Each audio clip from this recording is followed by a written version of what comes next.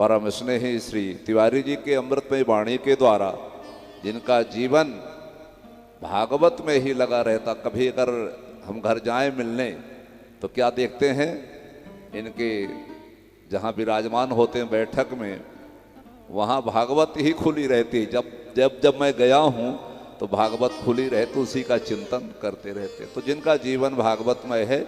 और एक विशेष बात और कहूँगा, श्री तिवारी जी भागवत कथा के बीच में भागवत से हटकर दुनिया में कहीं नहीं जाते हैं। भागवत में अगर बैठे हैं तो केवल भागवत की ही चर्चा होगी, मूल से बाहर कहीं नहीं जाते हैं। दुर्लभ के लिखा है कि दुनिया में अगर कोई दुर्लभ चीज है तो केवल भागवत की कथा दुर्लभ है। दुर्लभ कथा लोके श्रीमद् भागवतोद्भवा, श्रीमद् भागवतोद्भवा कथा लोके दुर्लभा। तो जब भागवत के महात्म्य में लिख दिया कि दुनिया में अगर कोई दुर्लभ चीज है तो भागवत की कथा है, और आज अगर देखा जाए तो जगह जगह अगर कहीं सुनने को मिलेगा तो भागवत चल रही है, भागवत हो रही है, गांव में, नगर में, गली में, शहर में, हर जगह। हमारे वृंदावन में कम समय तो अगर नहीं होगी तो 10-20 जगह भागवत तो चल ही रही होगी। तो भागवत की बात झूठी हो रही। अगर दुनिया में कोई दुर्लभ चीज है तो भागवत, इतने व्यास इतने कथावाचक हैं, तो क्या भागवत व्यास जी की बात झूठी हो रही है? बोले नहीं, व्यास जी की बात भागवत में जो लिखा बिल्कुल सत्य है। क्या दुर्लभ है? भागवत की कथा दुर्लभ है। जो भागवत से निकली कथा है वो दुर्लभ है।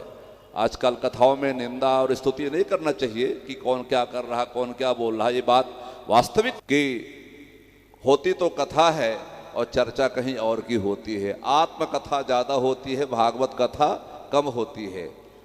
वो जो भागवत से निकली हुई कथा है वो कथा दुर्लभ है, और वो यहाँ प्राप्त हो रही है। केवल यहाँ कुछ अगर हो रहा है, जैसे हो रही है, विस्तार से हो रही है, संक्षेप में हो रही है, बराबर केवल भागवत की कथा हो रही है, और यही कथा तो चर्चाएं शुरू हो जाएंगी। रास्ते में चल रहे हैं, गाड़ी में है, मोटर में है, चर्चा चलती ही रहती है।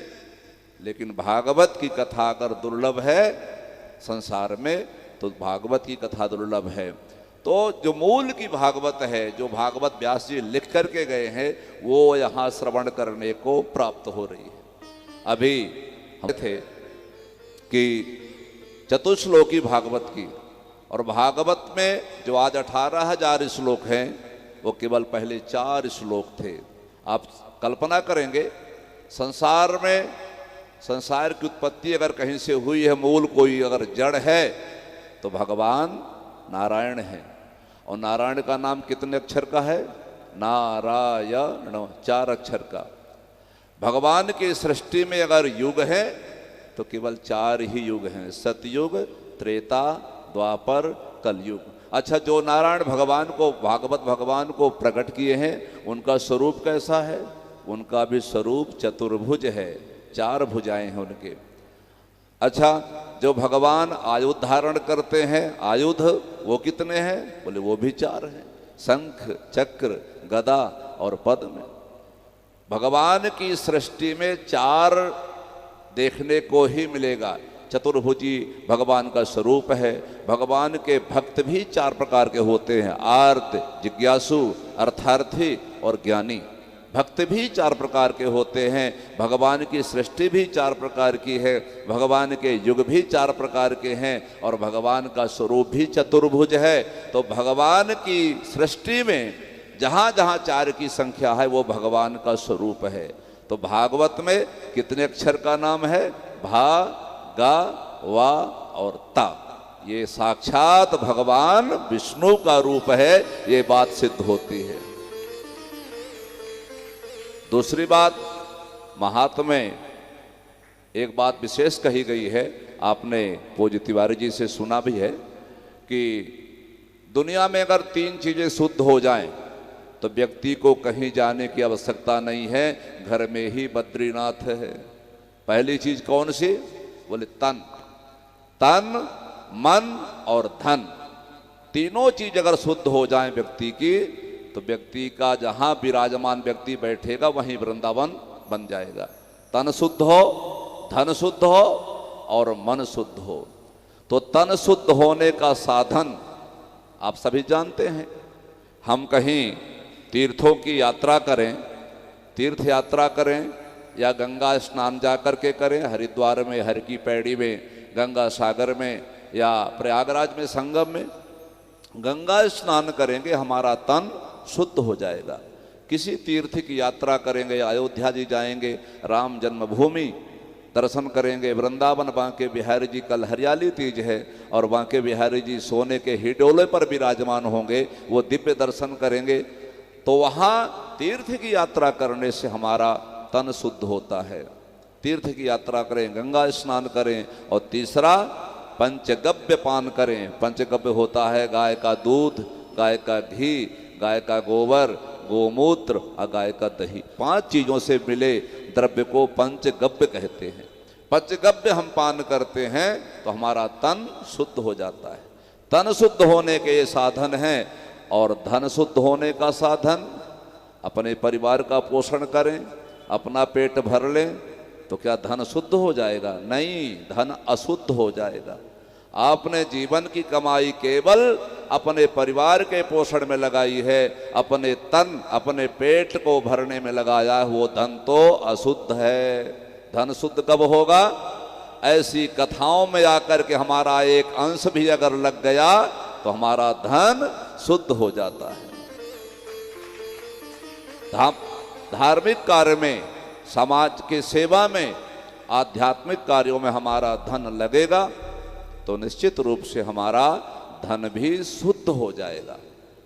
और तीसरा है मन। मन को अगर शुद्ध करने का कोई साधन है, कोई उपाय है तो केवल दुनिया में केवल भागवत की कथा है। भागवत के महात्म्य में लिखा है, एतस्माद् परम किंचिन मनः शुद्धैर्न विद्यते। इसके अलावा, भागवत कथा के अलावा मन को शुद्ध करने का दुनिया में कोई साधन नहीं है, न विद्यते, नहीं है। तो मन को अगर शुद्ध करने का कोई साधन है तो केवल भागवत की कथा। एतस्माद् परम किंचिन मनः शुद्धैर्न विद्यते। तो सौभाग्य की बात यह है कि आपका यहाँ तन भी शुद्ध हो रहा है, आपका यहाँ धन भी शुद्ध हो रहा है और आपका यहाँ मन भी शुद्ध हो रहा है। आपने वृंदावन की यात्रा की, जो जहाँ से चल करके आए अपने अपने गृह निवास से, तो तीर्थ की यात्रा की, तन शुद्ध हो गया। आपने एक अंश भी यहाँ पर खर्च किया, लगाया भागवत कथा में, वृंदावन में, संतों की सेवा में, समाज की सेवा में, भंडारे में, भागवत जी की व्यवस्था में, तो हमारा धन भी शुद्ध हो गया। और तीसरा, राम जी बाई सत्संग भवन में बैठ करके कथा को सुनी, शुद्ध भागवत की कथा को, तो मन भी शुद्ध हो गया।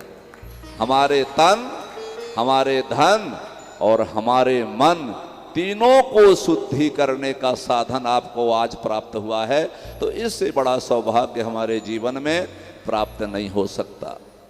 तीसरी बात, अभी चर्चा कर रहे थे पूज्य श्री तिवारी जी कि भगवान को हम सब कुछ अर्पित कर दें। जीवन में हमने जो किया है, मंगलाचरण में, सुखदेव जी के मंगलाचरण में चर्चा कर रहे थे कि जो हमने जीवन में कीर्तन किया, कर्म किया, वाणी से जप किया या भगवान का कार्य किया, सब कुछ भगवान को अर्पित कर दो। तो ये सबसे बड़ी भगवान की भक्ति है और यही सबसे बड़ा भागवत धर्म है। 11वें स्कंद में यही कहा गया है। तो ये जो झूलन महोत्सव, सातवां हमने पढ़ा था कार्ड में, तो ये 7वां झूलन महोत्सव जो हो रहा है, ये झूलन महोत्सव वृंदावन बिहारी जो हिडोले पर विराजमान होते हैं, उनके उत्सव झूलन महोत्सव के उपलक्ष्य में किया जाता है। तो झूलन महोत्सव की कथा भी तिवारी जी बांके बिहारी जी को ही अर्पित कर देते हैं। भगवान की कथा भगवान को ही अर्पित है। तो बहुत सौभाग्यशाली हैं हम सभी, और हम भी, हमारी भी हाजिरी लग गई है, हम भी परम सौभाग्यशाली हैं। आप दोनों के बीच में बाधक नहीं बनना चाहिए। व्यासपीठ का आदेश हुआ था तो 2 शब्द बोलना चाहिए, व्यासपीठ के आदेश का पालन करना चाहिए। इसलिए आप सबकी व्यासपीठ को नमन करते हुए, आप सभी जो इस कथा में सहभागी हैं सबको वंदन करते हुए, आप सबके मंगल की कामना करते हुए, भागवत भगवान को प्रणाम करते हुए अपने वाणी को विराम देता हूँ। जय श्री राधे। श्री वृंदावन बिहारी लाल की। बहुत ही सुंदर पूज्य श्री ने कम समय में वास्तव में भागवत जी की जो महिमा है उसका सार भी समझा दिया, और हमारे जीवन में तीनों ही परम आवश्यक है। अच्छे रहें, शुद्ध रहें, तन और मन और धन, तीनों की विधिवत लादी के कैसे पवित्र कर सकते हैं।